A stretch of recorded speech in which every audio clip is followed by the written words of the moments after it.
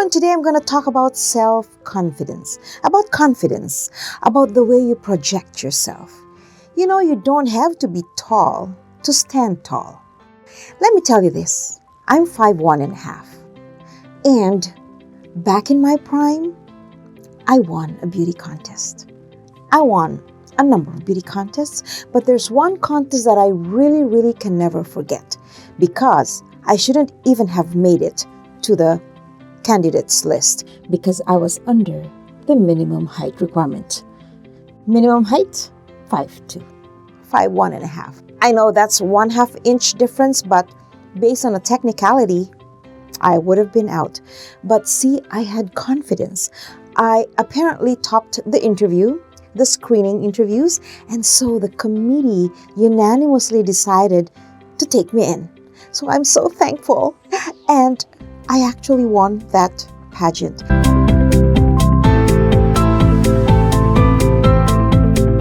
I'm very proud of myself, and the reason I'm sharing this part of my history with you, some of you are probably joining pageants, some of you probably want to be models, some of you probably want to be in the limelight, and I am also a trained stage actress and a trained dancer, so I've been in the spotlight all my life. And today I host and produce the Everything TV show, link down below. A person has to have a lot of confidence to be able to face the public. Right now it's all virtual, but back in my time especially, you will be speaking in front of thousands of people in a crowd, and it can be intimidating. But you know what? Everything starts with little steps. Let me take you many years back because I'm 59 years old, and when I won this pageant, I was 18. Wow, like what, 41 years? I don't know. So there's my math. 41 years ago, I was 18, 41 years ago. Wow.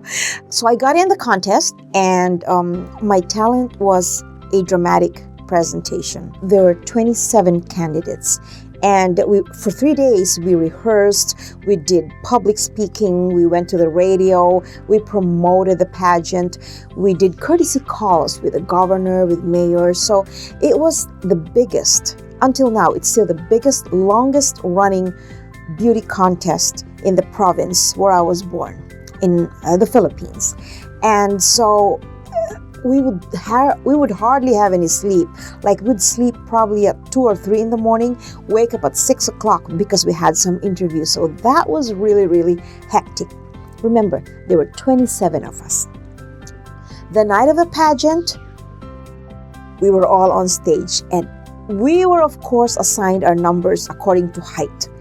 And naturally, you guessed it right, I was contestant number 1. The shortest of all. And I'm just being very spontaneous because right now I really love to talk about this because I really want to inspire so many girls out there to believe in yourself. That's going to be the main goal of this talk I have today. I've always been confident about the way I spoke, the way I projected myself. You know, when you're trained in drama, in theater arts, in public speaking, I was an orator back in my time, and so I was an actress, a dancer, and so I've always faced the nerves. You know, I've always had butterflies, and I learned how to cope and overcome them. So I was in my element, but of course I knew I was the shortest, and that was going to be very obvious with the judges. And so there were 3,000 people in the crowd. But before that night, you know, I don't know, maybe it was because I've always been accommodating and I would always probably comment or share my thoughts, that a lot of my co-contestants would come to me for advice, asking me, how am I going to answer this question? What are the questions you think that will be asked, which I had no idea about? How am I going to answer? You know what I will always remember, and I always advise that to this day. Do not worry about the question. Do not even worry about the answer. Number 1, believe that you can deliver. When you're asked a question, don't even think about what's the right answer. No, just think about you. How are you going to feel when you are asked that question? I always tell my trainees, when you're being asked a question, especially in beauty contests, they're not looking for the right answer. They're trying to see your demeanor. They're trying to see your decorum.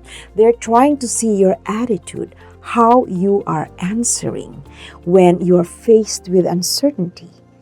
When you're talking to someone, are you able to actually deliver your message? So that was what I taught my colleagues. I was 18 years old. I had colleagues who were like 26 years old. And I am so happy to have been able to share a little bit of my tips back then. But I think it worked. And I told them, just be aware of your posture when you're talking, when you're delivering your message, when you're looking around, when you're walking, be aware of your posture. It's not only physical when they see that, whoa, she has some bearing. It also has a lot to do with how you feel inside. Because if you're talking and you're on stage and you're like this, there's really, your form is not very convincing, right? Honestly. But if you stand like this, you stand tall, you stand confident.